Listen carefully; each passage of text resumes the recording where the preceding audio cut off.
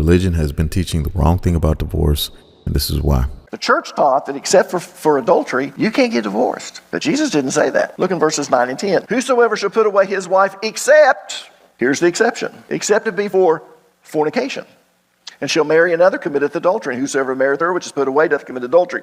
His disciples said unto him, if this is the case, it's not good for a man to marry. God never intended for anyone to get a divorce with one exception, fornication. According to Jesus, fornication is justifiable cause for divorce.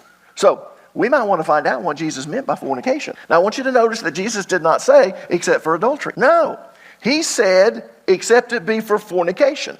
Now, the word fornication is translated from the Greek word porneia. Adultery is translated from the Greek word moikao. They are two different words that mean two different things. If Jesus had meant adultery, he would have said adultery, and the Greek word moikao would have been used, but Jesus didn't use that word. And if Jesus would have meant adultery, he would have said adultery, but he didn't say that. He didn't use the word moikao. He used the Greek word porneia. So what's the difference between the two? Well, adultery refers to extramarital sex. So any form of sex outside of marriage is considered to be adultery.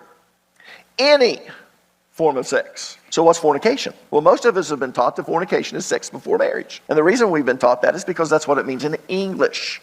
But the Greek word porneia covers much, much more than that. You see, porneia actually means licentiousness, which is a disregarding of accepted rules and standards. It means unrestrained, especially towards sexual sins, but not exclusive to sexual sins. When applied to marriage, it means a refusal to conform to covenant standards. Let me say that again because that's very important. If you're taking notes, you should write that down. It should be in the margin of your Bible.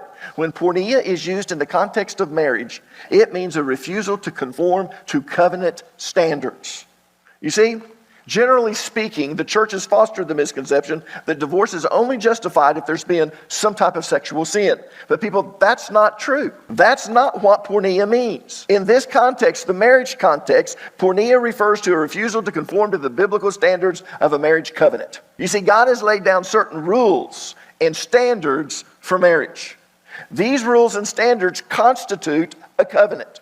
Let me give you some examples of the standards and rules for marriage. Each partner is required to love, cherish, and nurse each other. You'll find that in Ephesians chapter 5. Abuse is unacceptable, any type of abuse. Emotional, mental, verbal, or physical. And it's not just men to women. It can be women to men. Men, it's unacceptable for your wife to slap you or hit you. That is totally unacceptable. Another example. The husband is required to financially support his family. You'll find that in 1 Timothy chapter 5, verse number 8. A man that doesn't take care of his family is worse than an infidel, an unbeliever. Because even the unbelievers know it's the man's responsibility to financially support his family.